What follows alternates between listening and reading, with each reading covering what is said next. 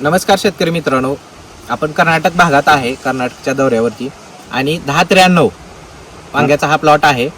गुंट्याला 1 ton उत्पन्न ह्यांनी achieve केलेलं आहे, मिळवलेलं आहे. त्यांची आपण मुलाखत घेणार आहे. तुमचं नाव काय? कुमार पाटील. कुमार पाटील, गाव हिरपी. हिरोकोडी. किती तारखेची लागवड आहे? हे मे फर्स्टला लागवड. मे फर्स्टच्या म्हणजे फर्स्ट वीक मध्ये मेच्या लागवड केलेली आहे हां. आणि यांना गुंट्याला 1 टनापर्यंतच उत्पन्न मिळालेलं आहे. तर ह्याच्यामध्ये तुम्हाला किती खर्च झाला? खर्च 1 लाख रुपये, 1.25 लाख. 1 लाख रुपये, 1.25 लाख रुपये. किती गुंठा आहे? 25 गुंठ. 25 गुंठा आहे. आणि आतापर्यंत किती पैसे झाले? आतापर्यंत हिशोब काय पैशाचं ठेवलं नाही हो. बर. तरी अंदाजे अंदाजे 3-4 लाख.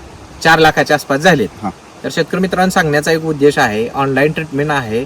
पाऊस इथे भरपूर आहे, 8 दिवस सलग पाऊस पडतो आणि तुम्हाला माहिती आहे वांग्याच्या शेतीला पाऊस जास्त नको आहे. नसेल तर सेटिंग कमी होतं आणि आळीचा सुद्धा प्रादुर्भाव आहे, तो कंट्रोल करता येत नाही. पण आळी कंट्रोल होताच गुंट्याला 1 टनापर्यंतचं त्यांनी उत्पन्न मिळवलेलं आहे. त्यातून त्यांना फायदा सुद्धा झालेला आहे. म्हणजे वांग्याच्या शेतीतून पैसे होतात का, असा बऱ्याच जणांचा प्रश्न होतो. वांग्याच्या शेतीतून पैसे होतात का? होते. नफा मिळतोय? मी 30 वर्ष वांगीच करतो. 30 वर्ष वांगी करताय तुम्ही. बजबकर टेक्नॉलॉजी कधीपासून 3 मार्गदर्शन? वर्ष झालं. 3 वर्ष. हां. काय फरक उत्पन्नात होत गेला का? 30 वर्षापूर्वी काय होतं ना आताच काय कंडिशन आहे? ते आमचं मनानं मारायचो, कुठले काय सांगतील ते. बर.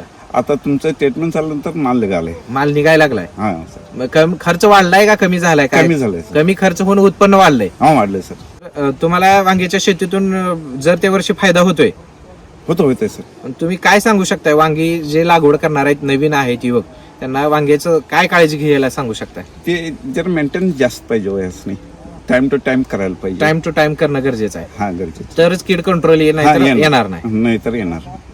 ठीक आहे. ओके, धन्यवाद.